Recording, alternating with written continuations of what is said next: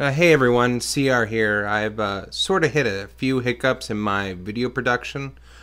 Nothing major, just sometimes you write a script and it's more ambitious than you expected it to be, and you get held up by one or two things.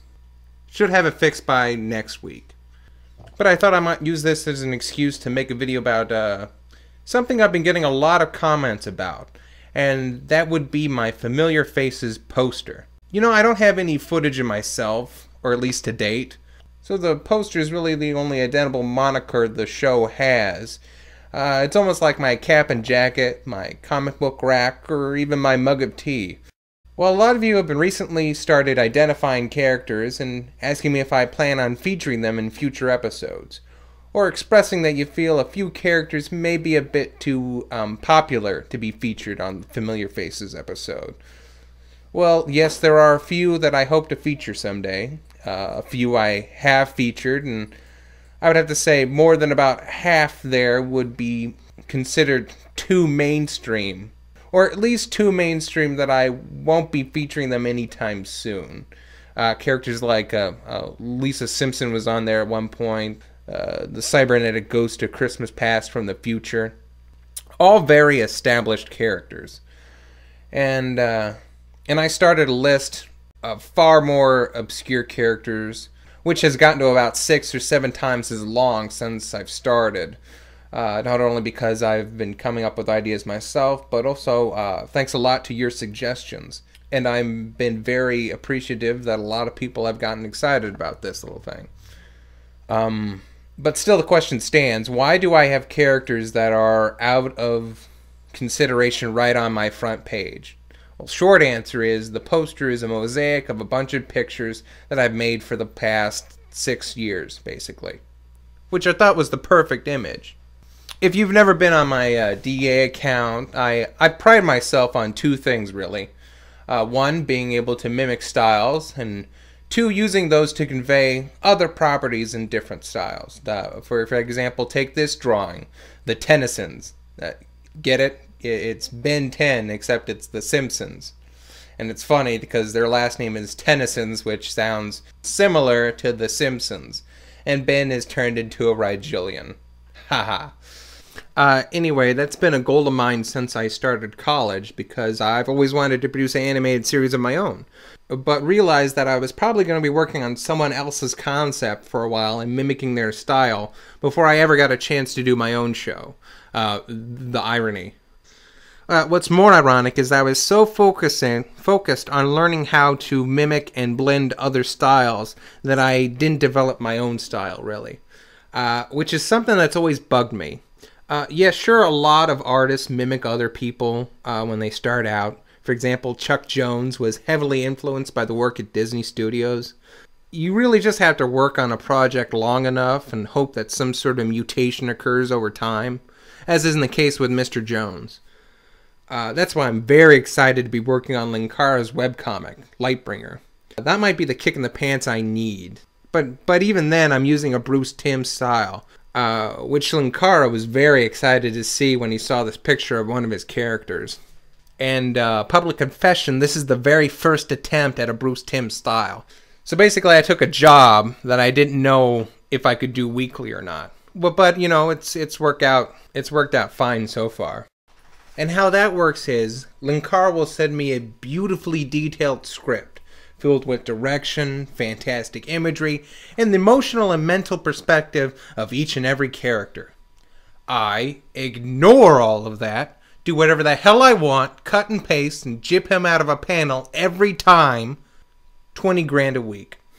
But by the way, I can't escape the irony that Linkara chose me. Because I'm sure you're all familiar with Linkara's strong feminist values. And that makes him point out improbable female forms, which I am Jedi master of. Most impressive. I find it hilarious that he chose an artist that celebrates the exaggerations that plague him so. In fact, you can just take clips from Fourth Wall and then run them under my pictures, and they would still make perfect sense. She's pencil thin, has comically large breasts, lips that I'm sure are designed to swallow a watermelon, and rocky, tumor-filled hands. The future is gross. And sometimes I wonder, is this right? But then again, Linkara said it best. I thought you were a feminist. It makes me have an appreciation for the female body. Ow. Anyway, what was I talking about? Oh yeah, styles. Another problem with not having your own style is the fact that people tend to recognize work first and then names second. And when you have as many names as I do, that can be a problem. I don't know why that happened, but as in the case, I'm often accused of stealing from myself. Which is always funny to get notes saying, do you know this guy is using your pictures for his video? At this point, I just have a letter that I copy and paste. And it's my fault because I have such a poor artistic attention spans.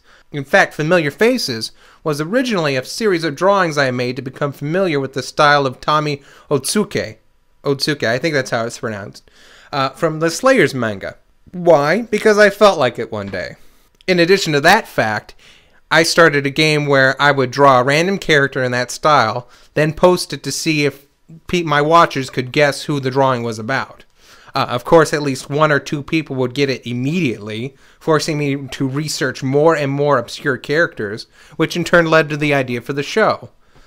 Then just to fact the hell out of it, I used the style to make the first title card of Janine for my very first Familiar Faces episode.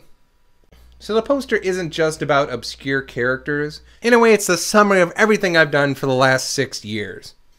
And like the show, it's got a few Easter eggs. For example, the thing that a lot of people have already picked out, and I have made no small attempt in hiding, is the Doug headshot, which comes from the drawing of Doug in the Doug style.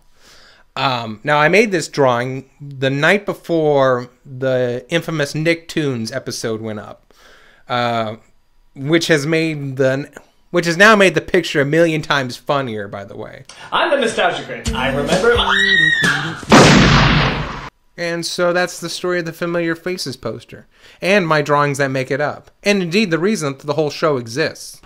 So stick around, and I'll try to keep it interesting.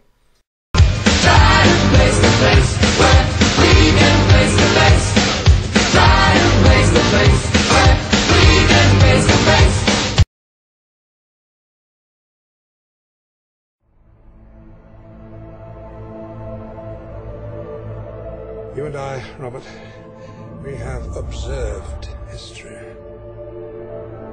We are in history now. We are in the middle of a war, one that's been going on forever, to protect the secret so powerful that if revealed, it would devastate the very foundations of mankind.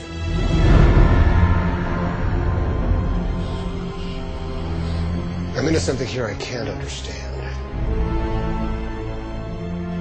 Witness the biggest cover-up in human history.